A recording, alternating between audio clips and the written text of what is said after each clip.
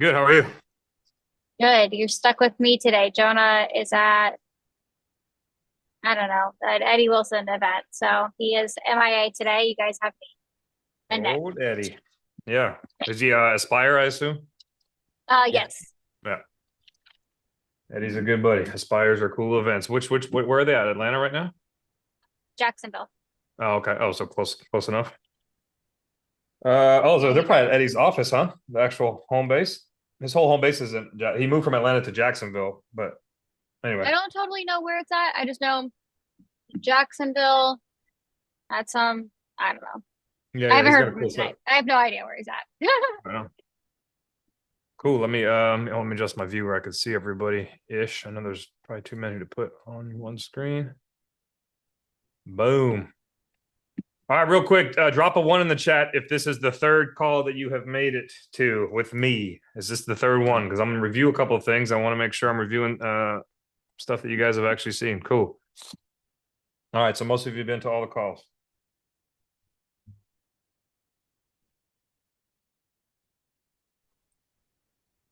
By the way, Claudia, Jonah had mentioned that this is my last one. I thought there was a fourth one. I just thought we were just skipping Christmas. You know what I mean? But then we're gonna do one more on New Year's Eve. That, So that's what I thought. So that's what's on my if you're calendar down for too. that, So I'm all totally right, down. I'm we'll gonna play put for it out that. there for everybody. I'm totally down to doing a fourth one, but whether you tell me. You know what I mean? I, I'm down for that too. So we'll make Okay. that happen. I'll make sure I let everybody know. Yeah, I know we had leapfrog Christmas, which makes sense, but then New Year's, I mean, you guys are savages. You're probably gonna be closing deals at midnight. Probably not, but at least during the day, since it's a Wednesday, New Year's Eve. All right, cool. Let me share my screen. Let me get moving.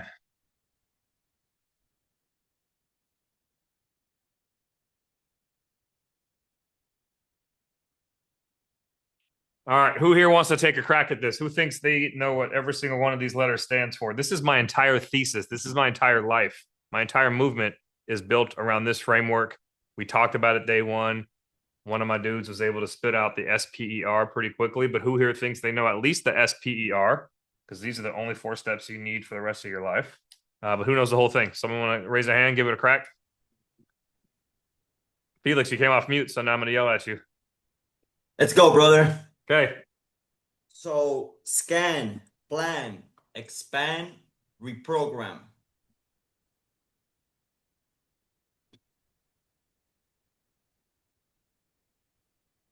Okay. Do you remember what the top ones stand for? You're absolutely right on those, by the way. Hmm. Let's see. Pattern recognition optimization. Yeah, buddy.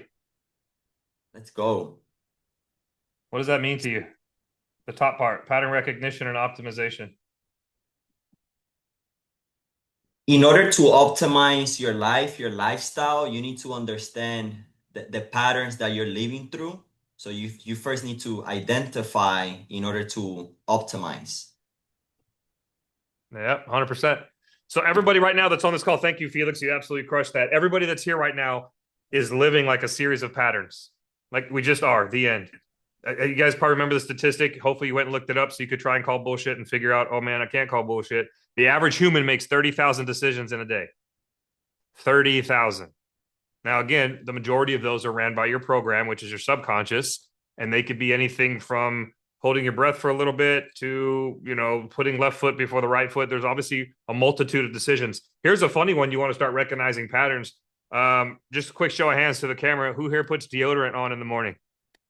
Hopefully it's everybody, or someone's going to be moving seats sitting next to you. All right, so notice this now. You actually, the amount of swipes you put under each arm is different.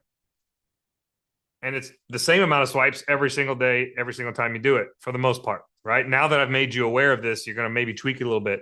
But for fun, tomorrow, just count how many times you swipe the deodorant back and forth under your left armpit and then your right.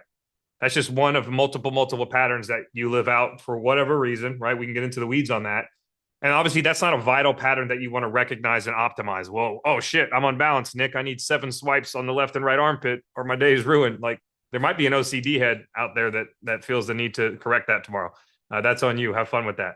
But that's not obviously the patterns we're talking about.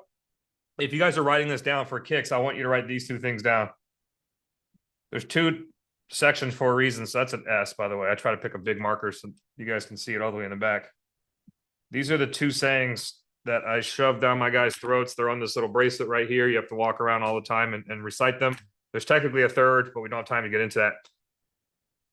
Pattern recognition and optimization is all about showing up different. So the SUD is something we're constantly trying to teach everybody I come into contact with, obviously my members, and I'd love to teach you guys on this call. How can I show up slightly different than I showed up yesterday? How can I show up in this call a little different?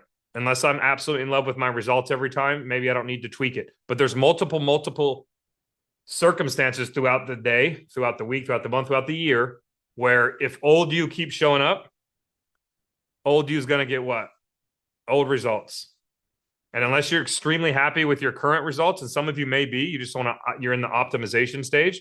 Like it's, you want to start to ask yourself, how can I show up a little different? For example, again, I'm married. I know a lot of you aren't on this call, but I'll catch myself getting triggered by something my wife is saying or doing. And if I'm good at this and I get better at playing this game called pattern recognition and optimization and showing up different, I get to say, okay, old Nick's about to show up. My wife knows my launch sequence. She's pressing all the buttons, saying all the right things. I'm about to lose my shit. Now, when old Nick shows up and loses his shit, he gets old results, right? Gets in a fight with his wife, sleeps on the couch, whatever it is. If I don't like those results, well, I have an opportunity right there in that moment to create a pattern interrupt and find a different way to show up. True or not true? So some of you, again, might start to recognize your patterns when you're on a close. Maybe it may not be the exact, maybe the things you're saying, maybe it's the energy you bring. Show of hands to the camera if sometimes you come back from lunch, if you leave for lunch or even go somewhere and eat, and you're a little sluggish on your next few calls, maybe even the next couple hours, right? That's a pattern. That's a pattern that you've chosen to create. And if you start to really look at your closing percentage an hour after lunch versus maybe your morning shift, and you're not happy with that closing percentage, how can you show up different? Maybe it's the food you're eating. Maybe it's, believe it or not, we get so stuck in a pattern that we've created. It's really just a belief that the next hour is going to be a little shitty. The next hour, my energy is going to be a little low. The next hour, you see what I'm saying? Like we can actually just create a story in our head that's so powerful, it can change our physiology. Oh man, these next couple calls are going to be rough. I just ate a big meal. You know how that goes. I had some heavy carbs. I'm going to be a little, I hope I get a lay down because it's, so if you go in with that energy, you've already cemented likely a non-close, whatever you guys are calling those, a missed opportunity. So how can I show up different? So real quick, I want to get into the most important part of this, which we've gone into ad nauseum. I'm going to send you, Claudia. I'll get it to Jonah or get it to you, our scan phase, but we are going to take a quick scan right here on this call. Did you guys go through the 8 elements with me and grade yourself 1 to 10? Did we do that on our first call or did we not have time? Doesn't look familiar. I see a lot of deer in headlights, which means we didn't do it. Cool. So in the scan phase, just remember this. Here's where I am. Here's where I want to be. That's all we're trying to do. Real quick, I'm going to give you a small version of how we go through the scan phase, just so you get an idea of where you're at. But before I do that, I want everybody to close their eyes. Trust the process. Don't be that weirdo. I'm going to keep mine open just so I can yell at you if you don't have them closed. So go ahead and close your eyes for a second. And I want you to fast forward in your mind's eye to April 1st, 2026. Q1 is done. It's in the books. Whatever happened, happened. And it's April 1st. And your alarm's going off. You're in bed. You haven't quite got up and moving yet. And whether it's on your cell phone, whatever you use for alarm, your alarm's going off. And you get up out of bed. And one of the first things you do is you go and you take a look in the mirror. As you look at yourself in the mirror, I want you to picture the version of you that you hope is looking back. Maybe they're put on a little muscle for some of you gym rats out there, the guys, right? Maybe you've dropped a couple pounds. Maybe you're standing a little taller and mightier because you hit your financial targets. But I want you to ask yourself, like, what does that person look like? And get really descriptive. What's their body language look like? Are they a morning person? Maybe they are now. Are they excited to take on the day? Are they anxious?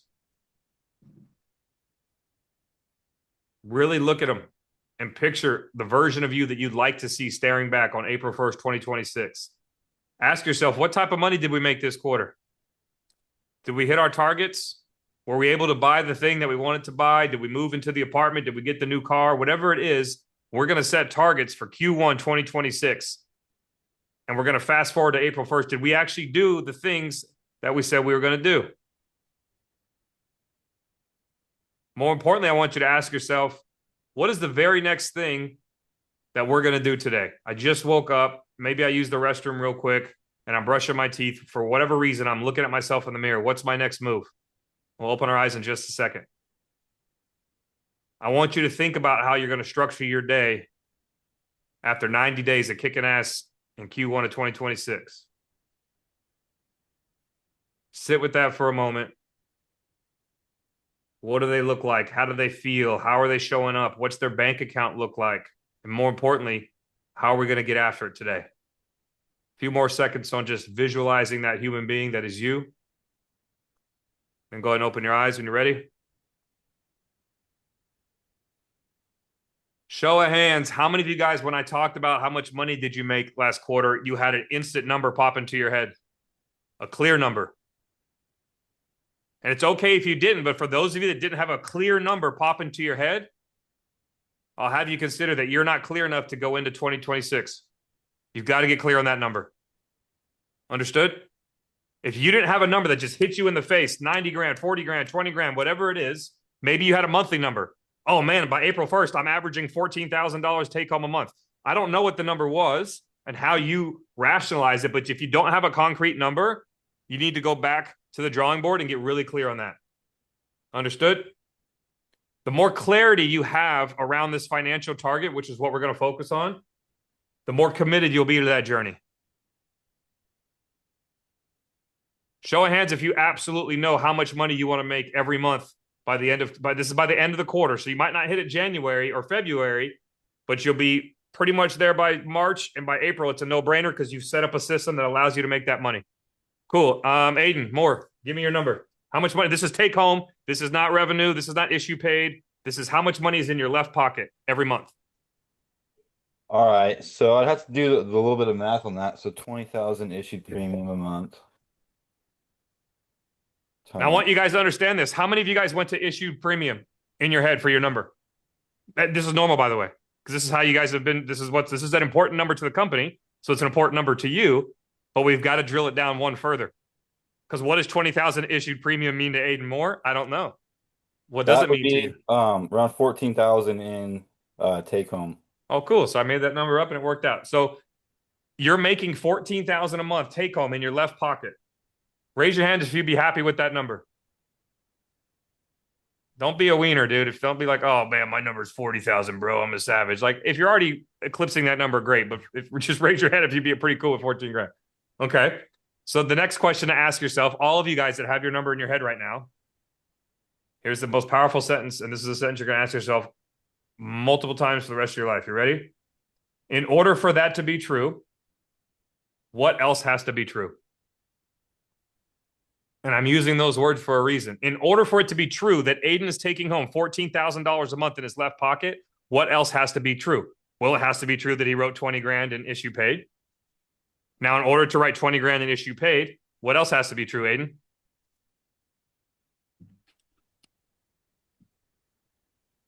I would also, because you have chargebacks, so you have to make sure that your 20 grand isn't your 20 grand necessarily, because you could have chargebacks. Yeah, so you've got to be at 20K after chargebacks to have 14K take home. Mm-hmm. Okay, so what's the average chargeback ratio percentage? Claudia, don't answer it. For those of you that are running shit, don't answer it. Aiden, if you don't know that, again, it's more feedback for you. I'm gonna be honest. I don't know the exact number. Beautiful. See, right? Because this is what I'm trying to get to a point. By the way, I absolutely appreciate you for being the guinea pig, Claudia. Whoever knows it can drop it in. If we're not clear, I promise you guys it won't happen. Because you might get all the way to 20K issue paid and be like, fuck, this is supposed to represent 14K, Nick. I forgot about chargebacks. I don't even really know the percentage. What's the percentage, Claudia? I don't have the notes in front of me. I know you dropped it. 80%. 80% sticky rate, 20% chargeback, I Yeah. assume. Okay, because if Yes. it's 80% chargeback, you guys should all go home right now and figure out your lives. All right. So now we got to add 20%. Who knows how to add 20% to 20 grand? Come on. iPhone with the hand up. It doesn't have a name, so I'm just calling you iPhone. If you don't have a name on your thing, I can only call you what it says.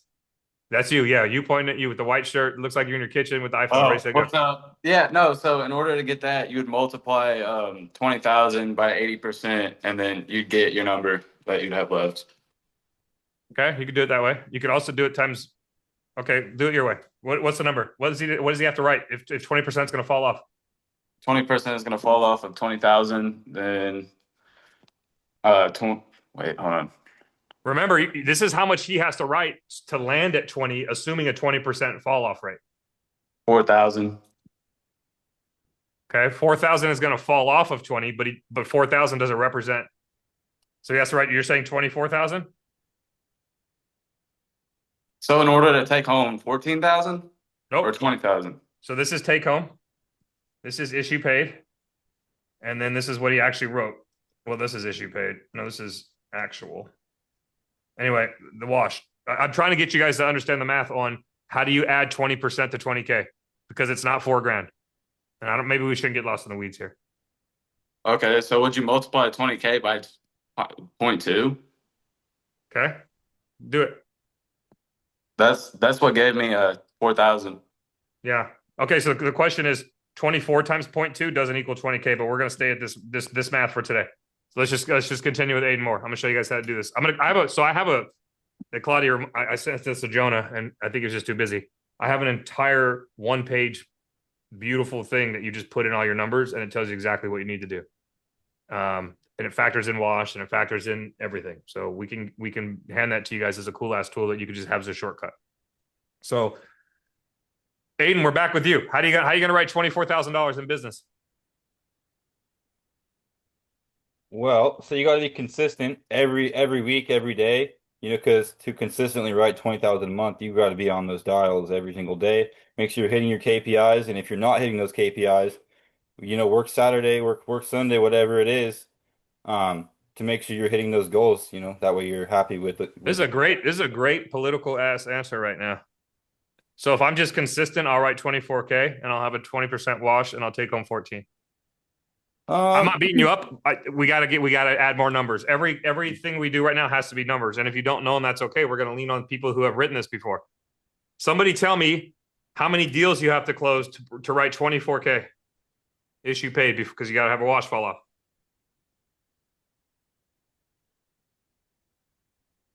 It really roughly depends, about 21, 22.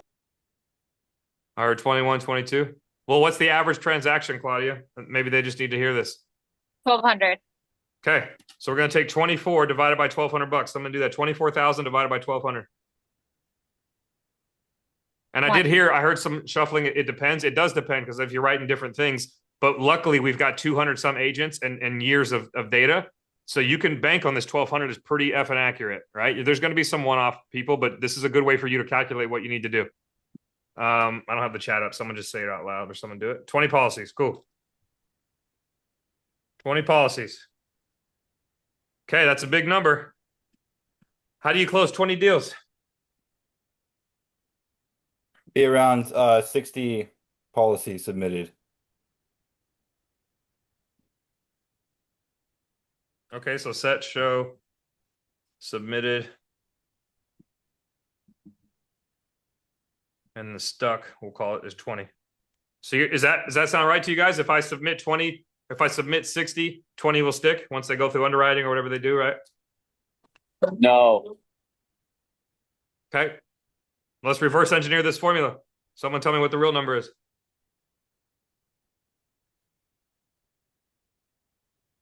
So we have another, what we're doing right now is called attacking the gaps. We have a gap right here from submitted to what we call stuck, right? Because if we can get 20 policies to stick at 1,200 average, we wrote 24K.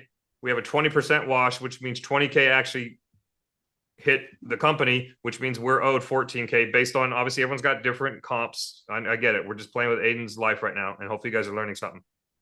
How many, what's the percentage of submitted to actually sticking? Aiden's not going to know this, so someone's got to help him out.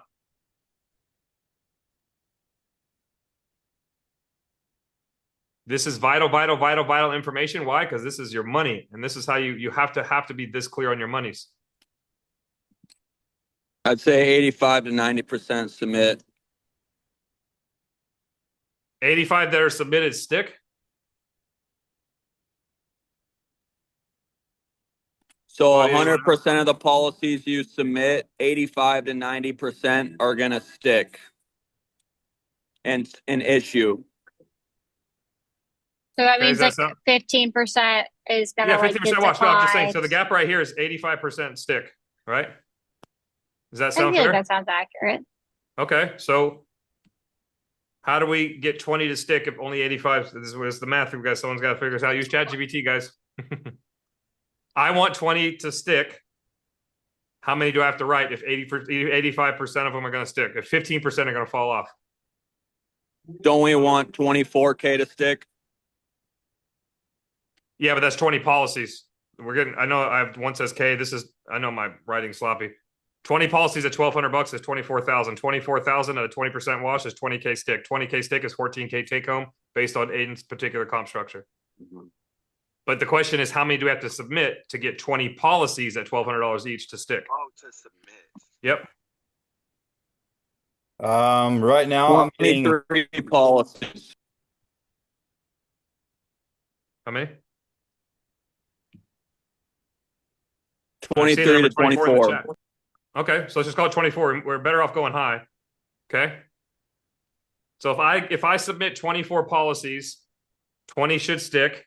If 20 stick at an average of 1,200, I'll write 24,000 issue paid. If I write 24,000 issue paid, 20% is going to fall off. So I really wrote 20. And if I wrote 20 and my comp plan is X, I take home 14K. Is everyone tracking? Put a 1 in the chat if you're tracking so far. We need to do some algebraic. This is called the formula. So I have people that come to me like, Nick, I want to make $1 million. I'm like, cool. What's your average transaction value? Number one thing you need to know is what is your target? So how much money do you want?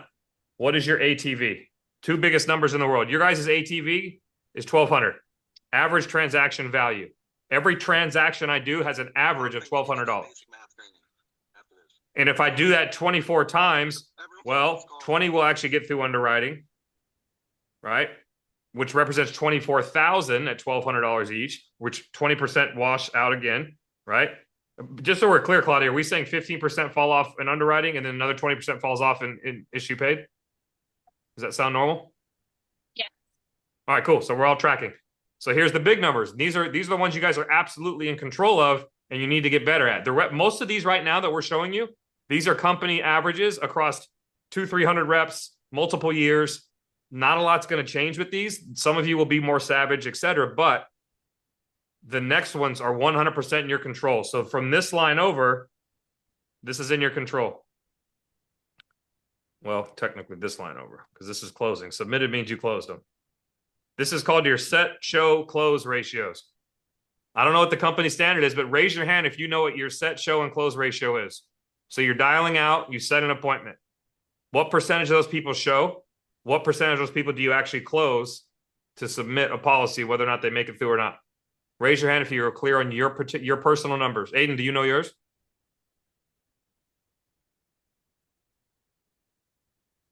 I have them in a tracker. Okay. Let me see what they are. Cool. Everyone write this sentence down if you're rolling with Aiden right now, and that's okay because no one else jumped at the opportunity.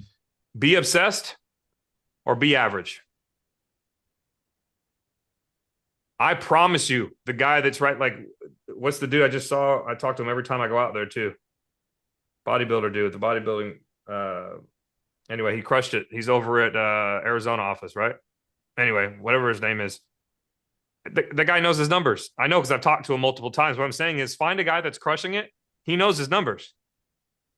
Because his numbers is how he eats. And he's always trying to optimize his patterns, which are his numbers.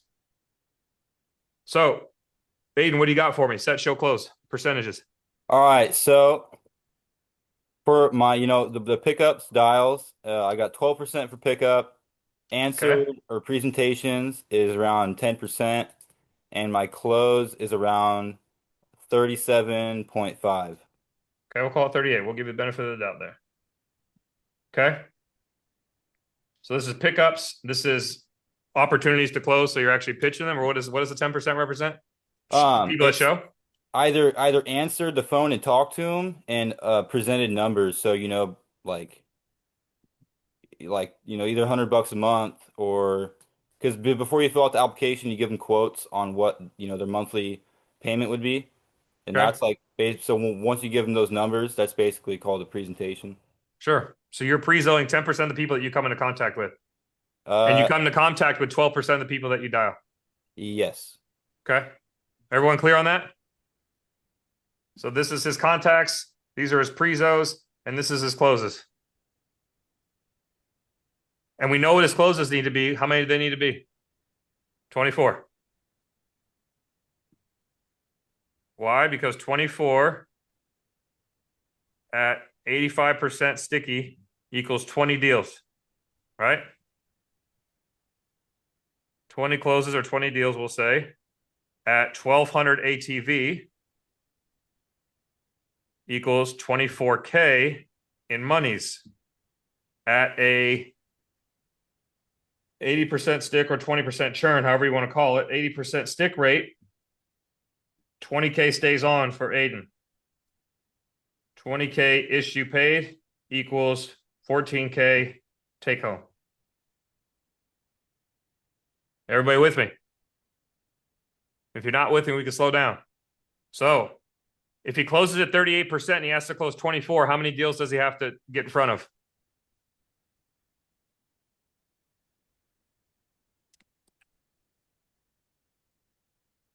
Anybody chat GPT this to figure out the real formula? It's a really, really simple equation. I'm going to give it away in a second if you don't get it.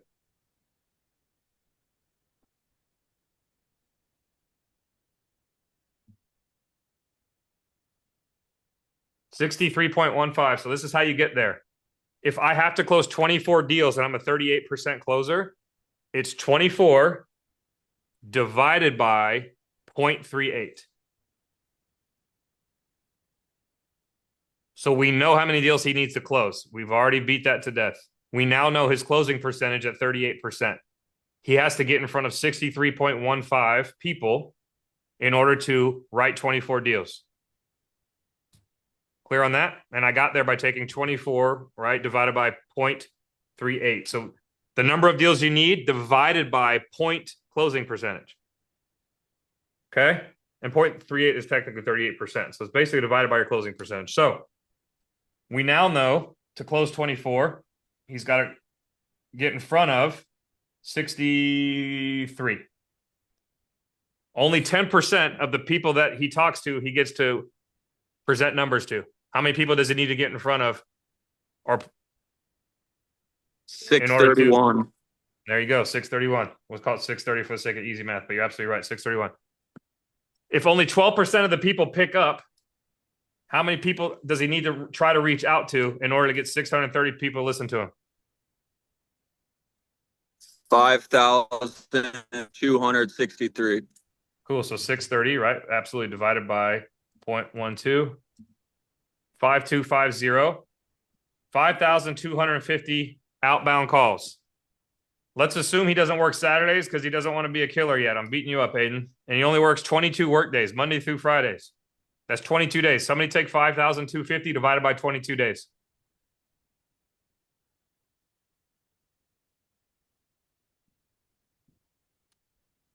It's 239 calls a day. Aiden, we back this all the way out to the first domino that you have control over that needs to fall. Aiden, can you commit to 239 calls a day? Oh yeah, I get about 220 to 260 a day.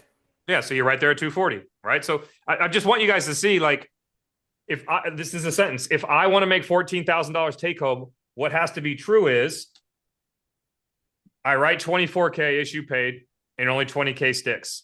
In order to get 24K issue paid, I have to close 20 deals at an average transaction of 1,200. Well, I only close at 38%. By the way, it's not bad. I'm just saying I close at 38%. So I've got to present to 63 people. To present to 63 people, I got to get 630 to connect with. To connect with 630, I got to dial 5,250 people. I got a whole month to do this. I want to make 14 grand a month. So I divide 5,250 divided by 22 work days. That's Monday through Fridays. What are some things that Aiden can do to either guarantee he hits 14 or maybe makes a little more?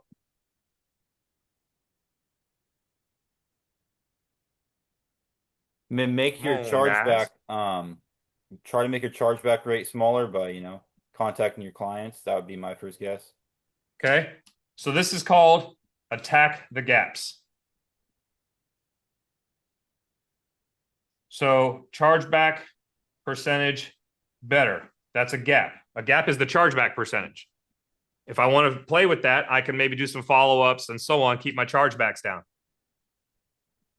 Right? If I get that gap a little tighter, I make more money. What's another gap he can attack? Close percentage. Boom, huge one, right? It's probably the one that gets focused on the most. Closing percentage. He's at 38. Maybe he can push it to 50. If he gets to 50, now this is scary, guys, because this is what happens. If he gets to 50, and there's some people on this call that are this guy or girl, technically, he doesn't have to talk to as many people. True or not true? Because he's a better closer now.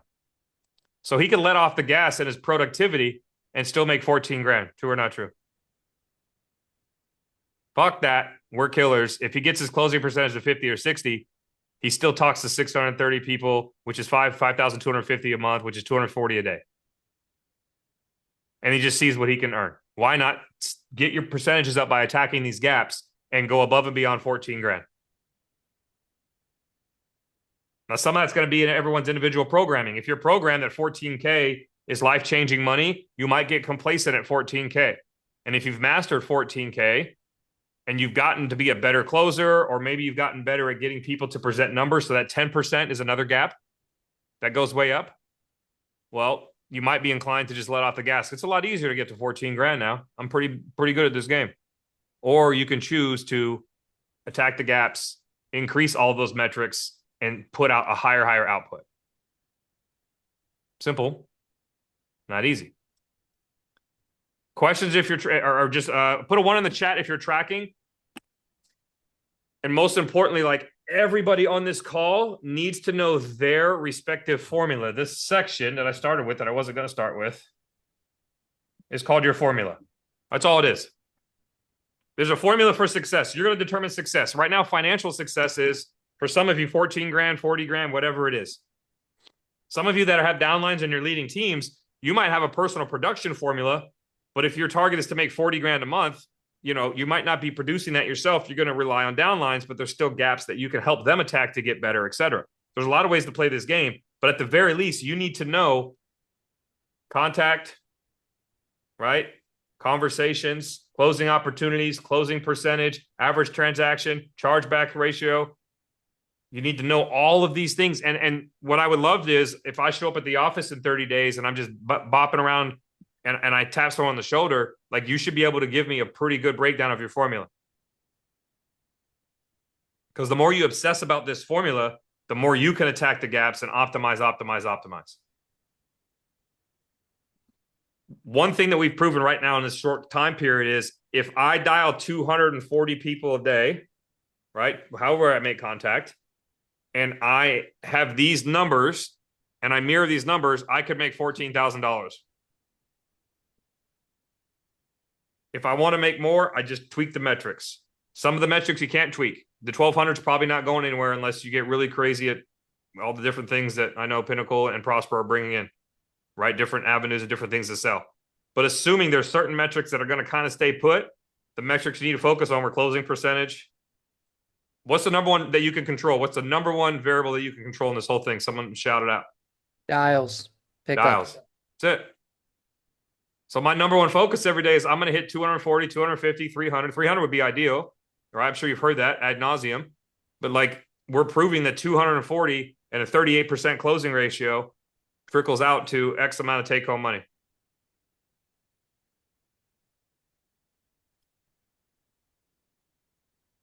Who here is having friction with these numbers? Who here thinks that's not realistic? I don't get it. Why am I not making 14K yet? Anybody having those thoughts? Who here wants to make more than 14 grand?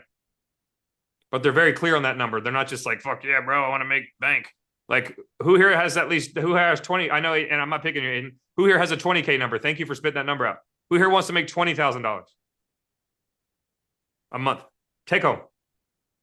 That's an okay number, by the way. Wow, this is weird that no one's raising their hands. I think you've trained them like 20K is not enough. You should want $75,000 or die. All right.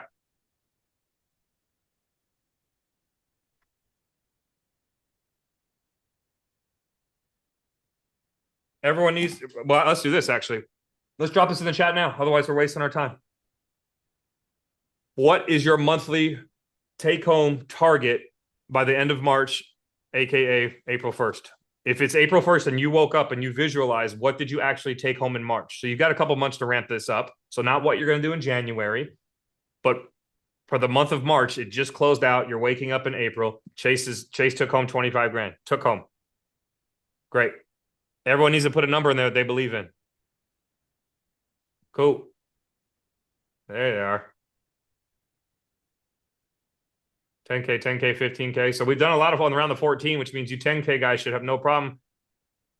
Claudia, do you know what's a quote unquote closing percentage average company wide or like ballpark? Industry wide, it's 30. I would say, like with this group of people, I would say 45 is average. Okay, cool. So for those of you that don't know your numbers, like Aiden went to his sheet and got them, I'm sure you guys all have access to this. Build it out similar to Aiden's numbers because it sounds pretty par. I don't know if the 12% connection and 10%, pre-zone numbers. I don't know if that where that stands, but I'm sure Claudia could give you some industry benchmarks. Start there, but the best thing you can do when I say be obsessed is figure out what your formula is and what is happening with you right now. Because the more you're clear on that, the better chance you have of this. Put a 1 in the chat if after you drop your number, you're a little more clear on how you're going to make that your reality. Because I want you guys to reverse engineer it all the way down to what is the first domino that needs to fall, which in your guys' industry is going to be outbounding calls, some sort of contact. Cool. What is the hardest thing about making 200? Let's call it 250 for the sake of this call. What's the hardest thing about making 250 calls a day? Someone talk to me real quick. Consistently, day in, day out, 250 outbounds. Being focused. A couple hours, like not just a couple hours, pretty much all day.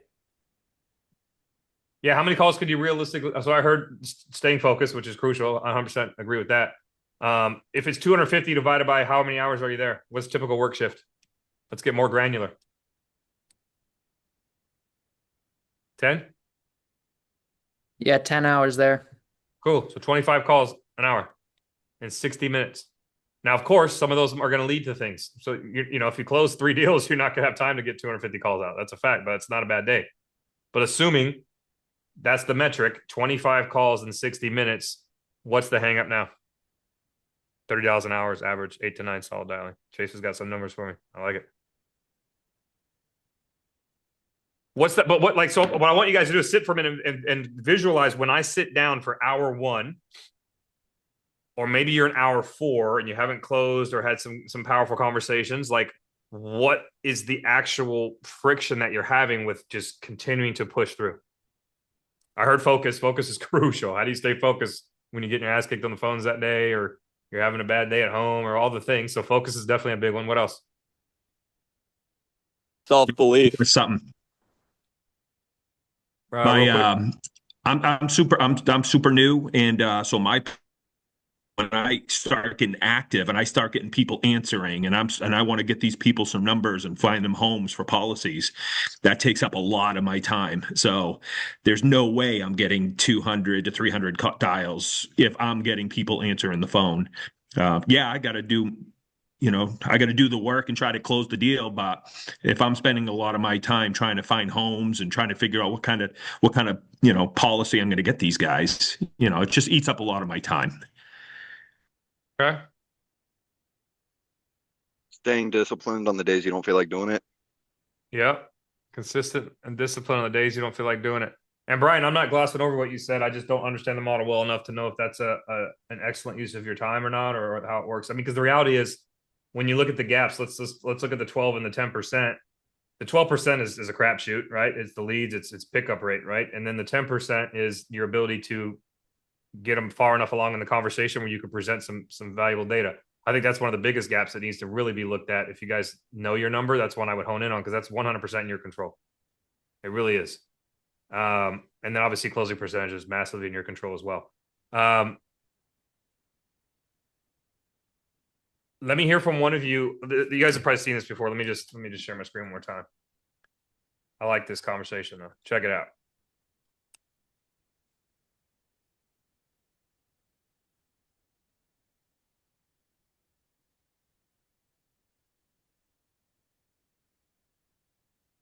Let me hear from one of you what you believe the difference between busy and productive is. Yeah, busy is organizing your clients, organizing stuff, making sure things are in the right spot. Productive is actually trying to find new clients and dialing. Okay. All right. So specific to you guys' job. There you go. That's what he defines it as. I like that. Great share. Anybody else have one? Busy might not be productive whatsoever. You might not be getting anything done, but staying busy. Yeah, busy does not move the needle, just so we're clear. But a lot of us high performers, and I work with men, so bear with me, ladies. As men, when we're busy as shit, we like to flex that. Like that's our grind. That's our hustle muscle. Like we're always on the move. We want people to know that's usually an ego thing to stay busy. But at the end of the day, you're going to be measured by your fruit. And if you want to take home 14K or 15K or 20K plus, if I was to come on April 1st and make everybody show me their March deposits or March payroll that's due, I'll know real quick if you were busy or productive. And some of you won't have hit target, but will have worked 12 hours a day, 6 days a week.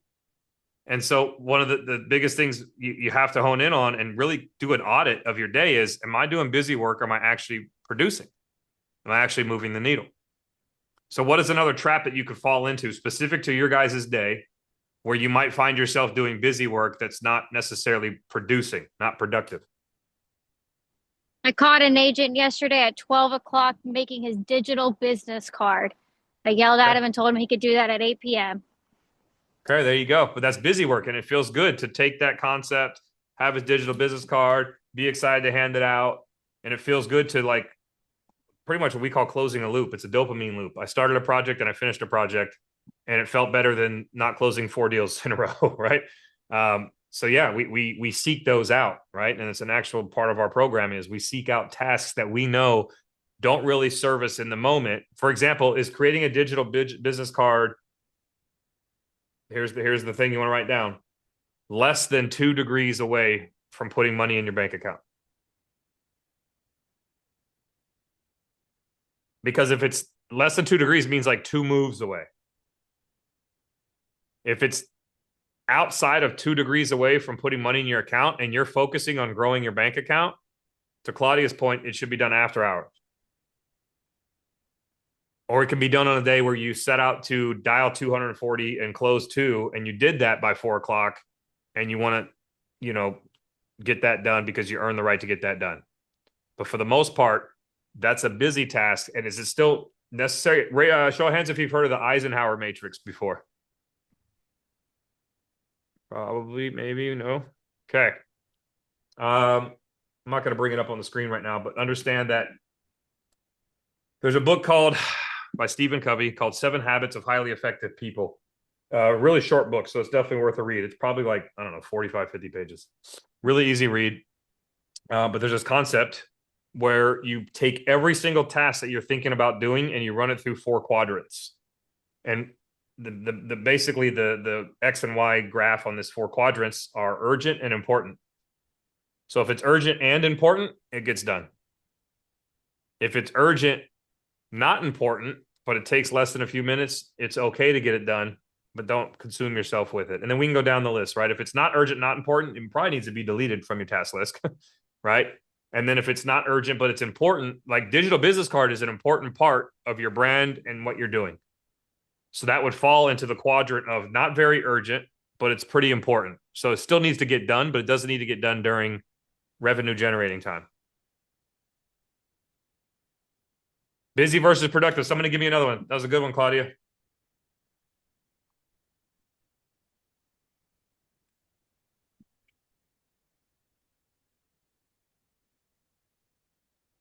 Ooh, look at this weird noise. I need one more because I'm going to move you guys to the coolest level ever. So this is a topic that is talked about by high level performers. Literally, there's probably 30, 40 books on it. But there's another level that I want you guys to get to, and I'm going to drop it in the chat. There you go. Someone just posted the Eisenhower. Yep.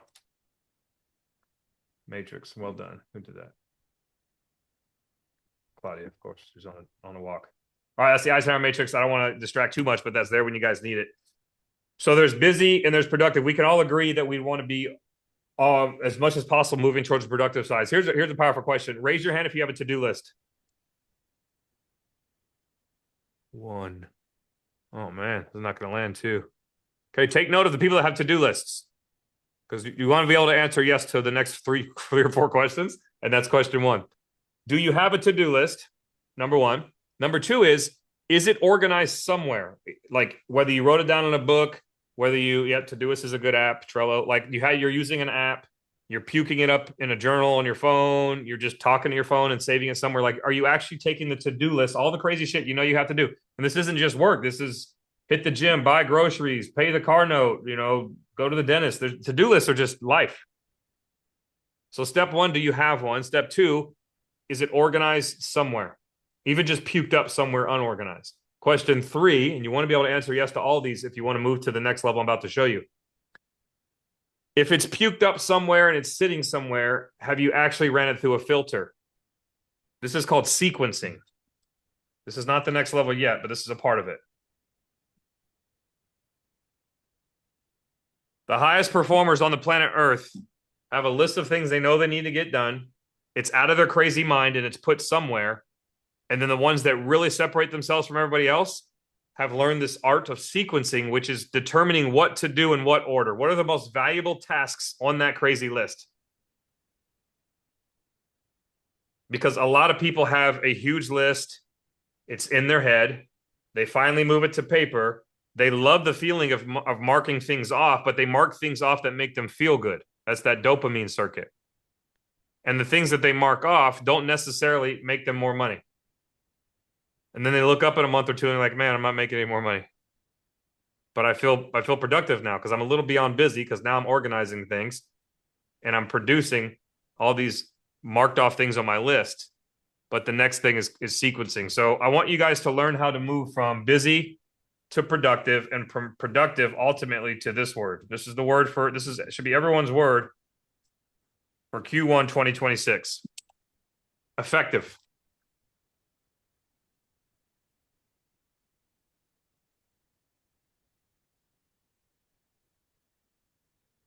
And I'm going to copy and paste a quick definition of effective into the chat.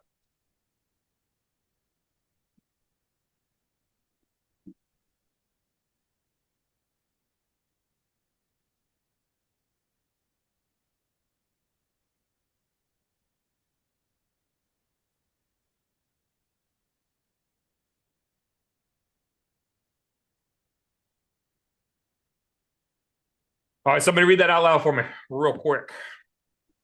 Effectiveness is the ability to consistently produce without intended result, without unnecessary waste, misalignment, or burnout.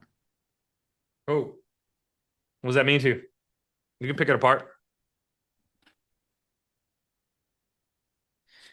Yeah, so effectiveness, let's say like you're tracking your dials and 250 dials gets you one or two sales. When you're at 248 dials, not stopping, or 250 dials, not stopping because you didn't see the results, but continuing because you know the law of averages, you will see those sales. Yeah. Yeah, that's effective. Raise your hands if you've dialed 250 dials multiple days in a row and didn't produce any fruit, and it frustrated the heck out of you. How long did you stay in that pocket not producing fruit before you got frustrated and started dialing less and less? Anybody want to answer? 3, 4, 5 days, right? It's tough.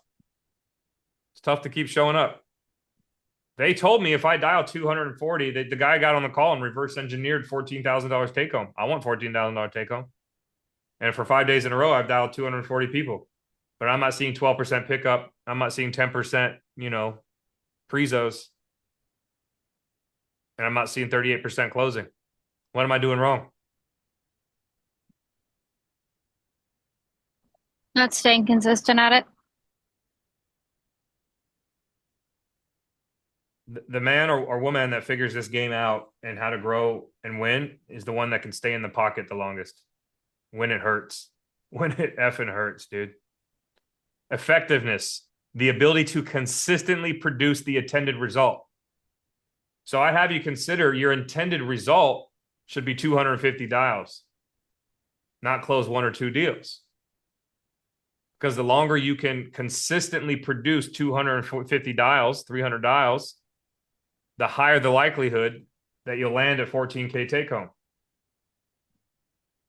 But if you tell yourself my intended result, and it's a great intended result, is to close 1 or 2 deals, but you're so focused on the outcome, you're not really doing the consistent work to get there, or maybe you are and it just didn't work 3 or 4 days in a row, you can quickly fizzle out and get frustrated. It's called burnout, right? It's beyond frustrating. I get it. You guys have probably heard the story 3 feet from gold. There's a whole book on that as well. The guy that dug and dug and dug and dug and dug, and he was 3 feet from gold, and he got pissed off and turned around and went back. And another guy went down and climbed in his little hole that he chipped away with his pickaxe for years, and in 3 feet, he struck gold. And the guy was this close. But he had to stay in that pocket, that painful pocket of dialing for dollars. He had to stay in that pocket long enough to bear fruit, to reach gold. The ability to consistently produce the intended result. So number one, you have to have an intended result. That's why I had all of you put down essentially what you want to earn in the month of March. So you can wake up on April 1st and say, I did it. I earned 14K, 25K, 20K, 10K. You have to have intention around this. But let's keep going with this. Without unnecessary waste, misalignment, or burnout. How would you define unnecessary waste? Anybody?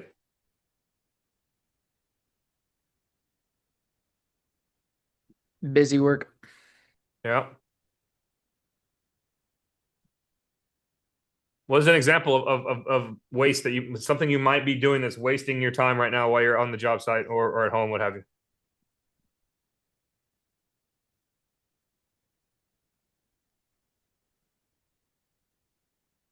Trying to Talking figure with out. coworkers. All right.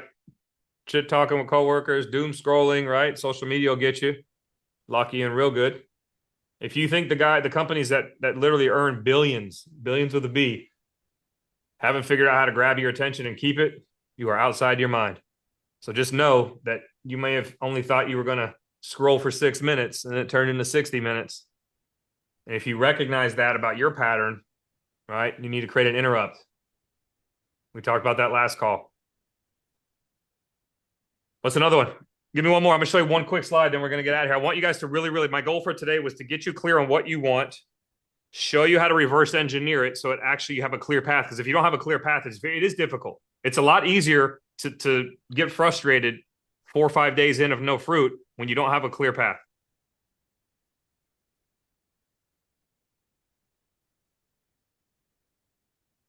Real quick before we go, I want to make sure, put a 1 in the chat if you, by the end of today, or at the very least the end of the week, can figure out your formula. Either Claudia has the resources for you, you know your numbers, you just didn't have them right in front of you, and Aiden had to look for his too.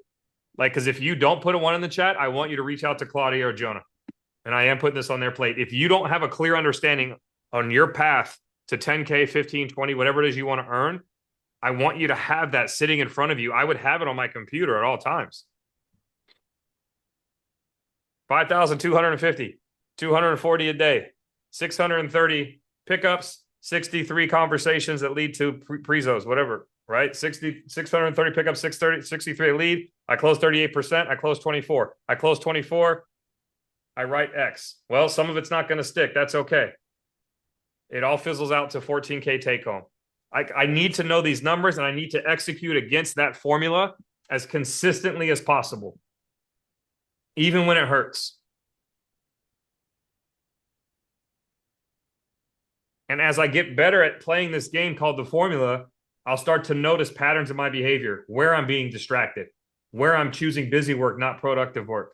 How long am I willing to sit in the pocket and take these hits? And there's things I can do about a lot of this. For example, if my closing percentage is 21% and the industry is 40 to 45, I might need to do some role playing. I might need to look at the guy next to me who's closing at 45 and say, what is this guy doing different? He's not better than me. No way. I need to attack the gaps. But first, I need to see the gaps. And can't see the gaps if I don't build out my formula. That's a huge one. Claudia just dropped her number in there. So anybody who's not clear, who didn't drop a 1, please, before you get to January 1st, how much money do I want to make with this company? How do I get there step by step? I'm going to commit to staying in the pocket and doing consistent work. Shaving off the busy work, even shaving, like productivity is step 1. I'm going to become effective. All right, one slide, then we're going to get out of here. And this one I'm going to send to you guys so you can keep it because this is going to be a crucial one. 4 quick ways, write this word down, to increase your capacity. The number one way that you're going to stay in the pocket, the number one way you're going to increase from 38 point whatever percent to 45% is to increase your capacity.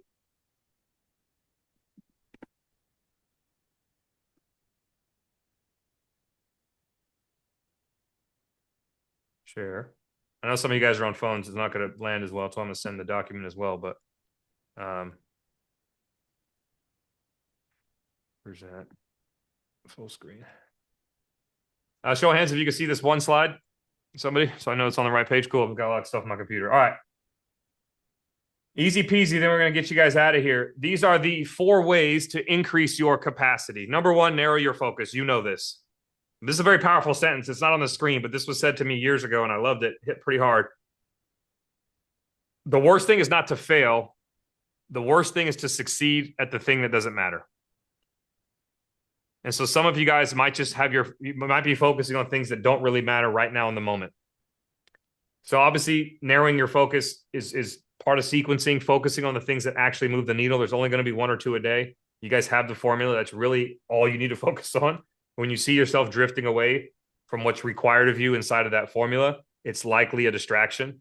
It's likely busy work. So try to narrow your focus. I know for a fact high performing, at least males and women, you aren't as bad as us, have horrible ADHD. Again, that's fine. Just own it and recognize how to limit, your work environment from distractions, whether that's an employee, whether that's doom scrolling. There's a lot of different ways you can distract yourself.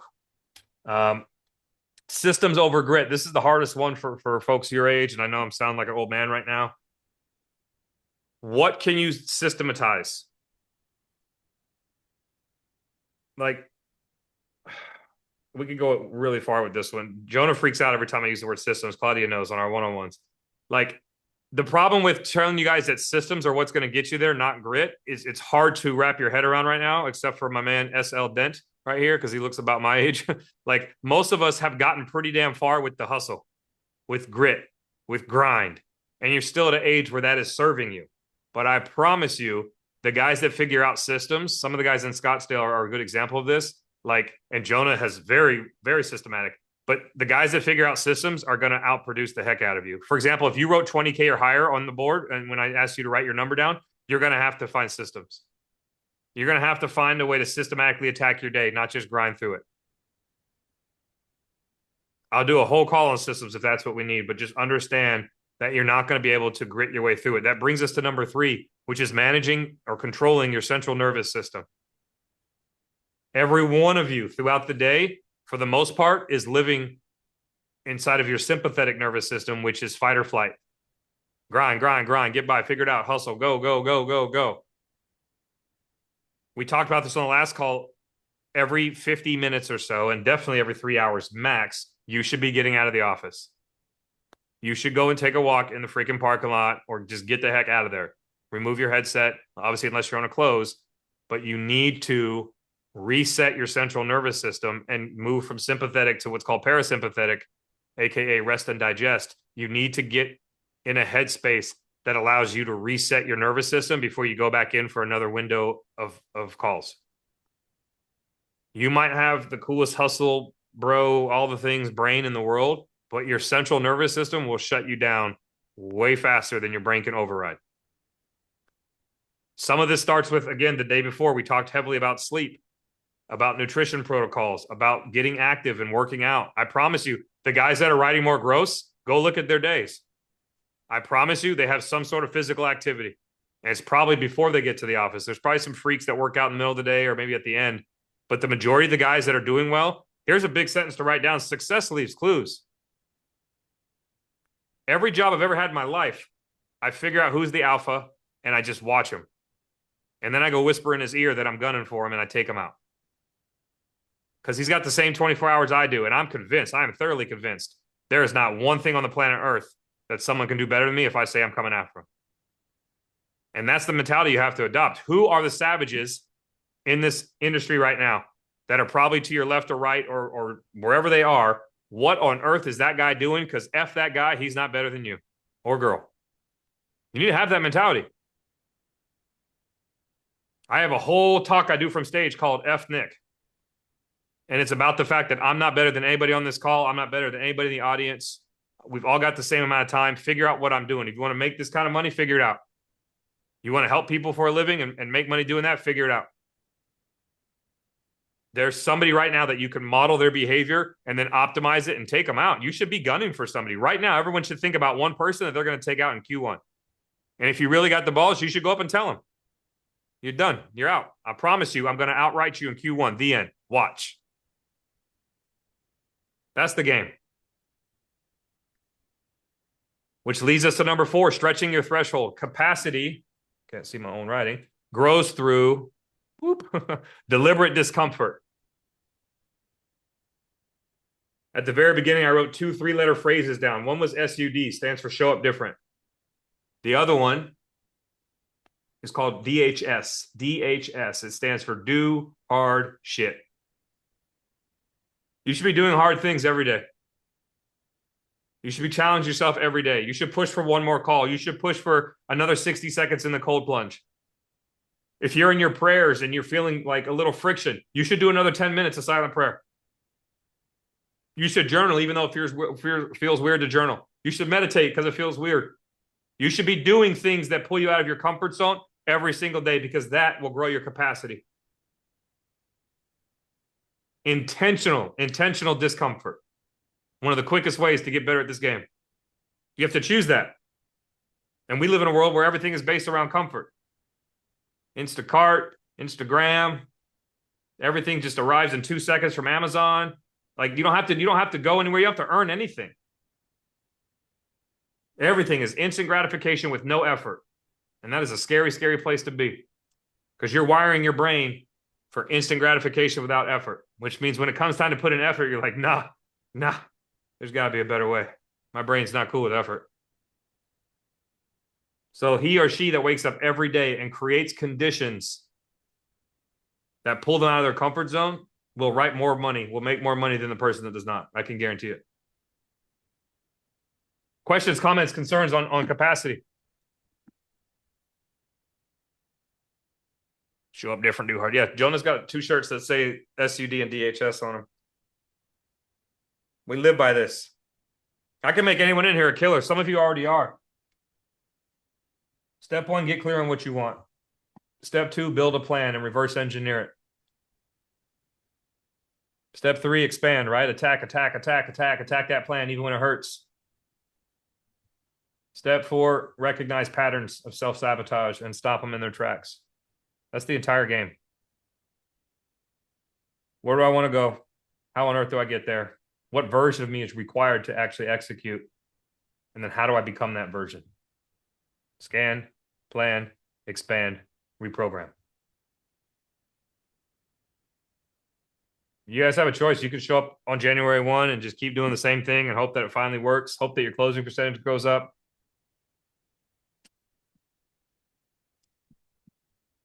Or you can move from busy to productive to effective and out-execute everybody to your left and your right. Felix, what are you taking away?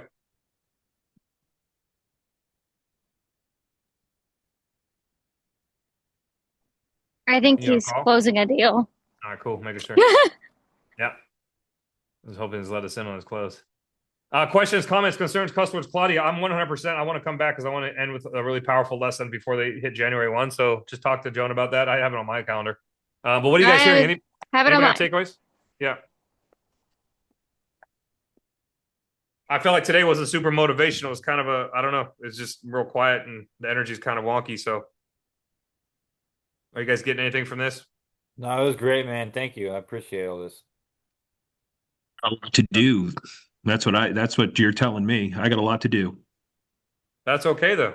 You know what I mean? It's if everyone could just wake up and make 20K a month, you guys wouldn't be who you are. You know what I mean? It's definitely doable.